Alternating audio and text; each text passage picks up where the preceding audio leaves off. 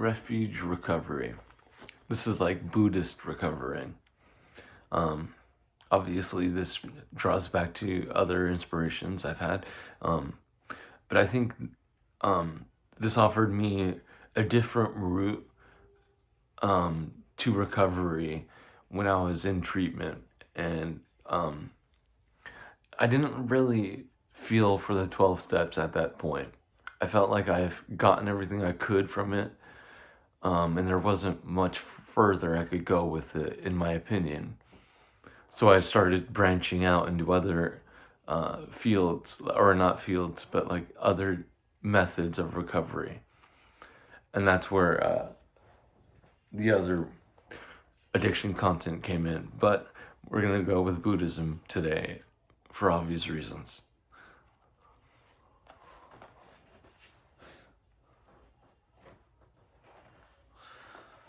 Okay. And I apologize for the random starting point, but that's only because I've already read it. Okay. I guess I can reread some of it. At other times, we may be motivated to serve. Okay, I'll just reread one paragraph. Although our motivation to help others may be sincere, it is important to acknowledge that it may not always be 100% altruistic. There is often a mixed motivation for serving. Sometimes it feels as if we have to serve in order to forgive ourselves for the harm we have caused and the negativity we have created. Such a response could be motivated by guilt, but it could be likewise come from a healthy sense of regret and a commitment to karmic purification. At other times, we may be motivated to serve out a desire to look good, to appear altruistic, and thereby gain praise. If we feel a drive to use all of our life's energy to serve, it is essential that we be clear about our motivation, even and especially when it is selfish. Serving feels good. We like the experience of getting out of our self-centered thoughts and feelings by focusing our attention on doing good for others.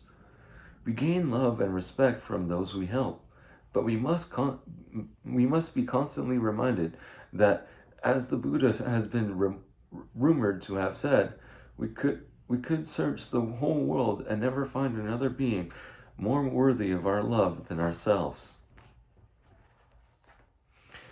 In other words, the truest altruism is to include oneself at all times, making sure that our intention is to serve all beings, not just others.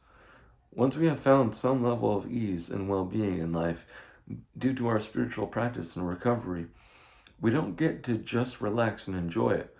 Knowing that the happiness and freedom we have found in life are very much a part of the fact that we've committed to serve all beings with our life's energy, not expend it in selfish pursuits.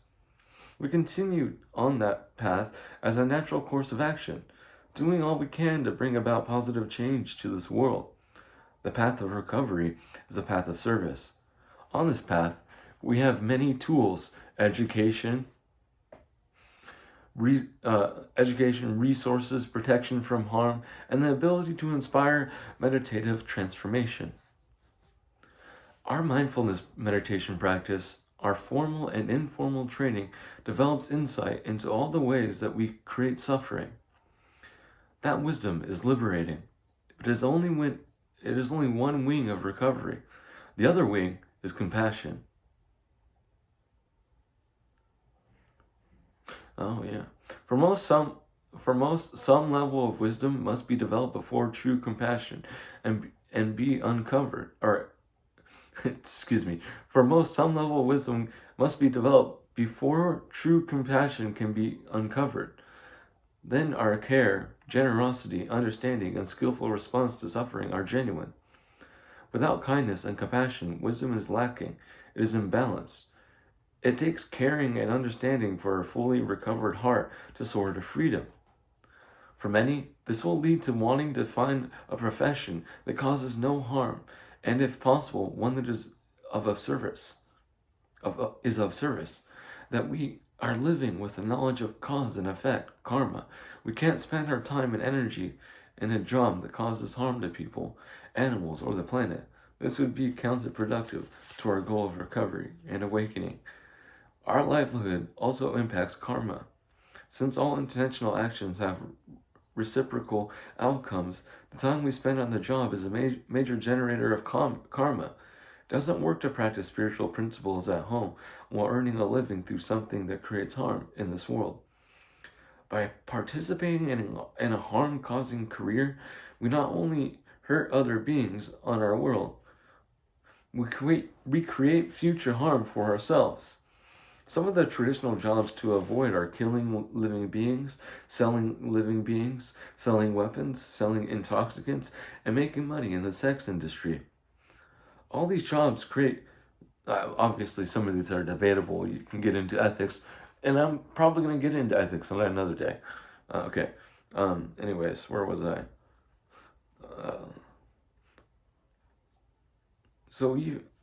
All these jobs create suffering and confusion on some level.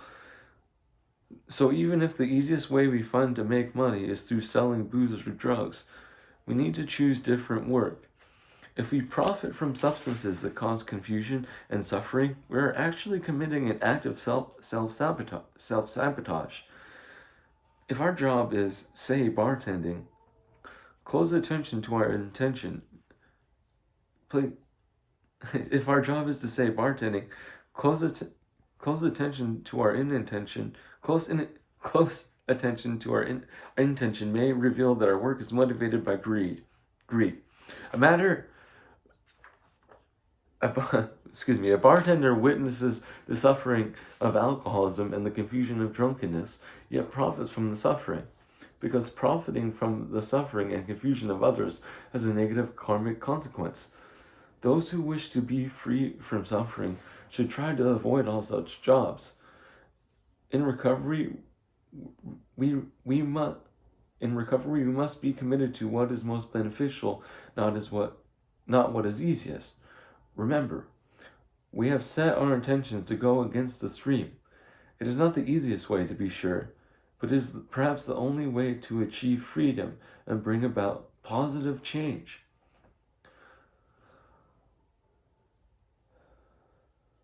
For those who find themselves stuck, at least for the meantime, in a job that is not in line with our non-harming intentions, it will not help to be judgmental, defensive, or despondent about the situation.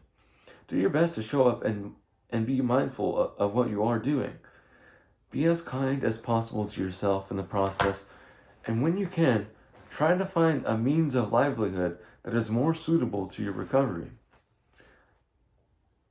Many of our members have had successful recoveries while still engaged in a less optimal livelihood. As a group, we hold no judgment about what one does for a living. Our only agenda is recovery. We know from direct experience that being engaged in work that causes harm will often lead to relapse or keep one's recovery stagnant. All our members who have eventually transitioned into more skillful professions and have reported increased level of happiness and greater feelings of contentment. This in turn leads to less craving for escape and therefore ensures one's recovery. Service and wise livelihood are our guiding principles, and they are an integral part of our recovery path. Together, we will create a positive change in our lives, society, and the world. That's the end of that chapter. Where'd I put the bookmark? I'll find it.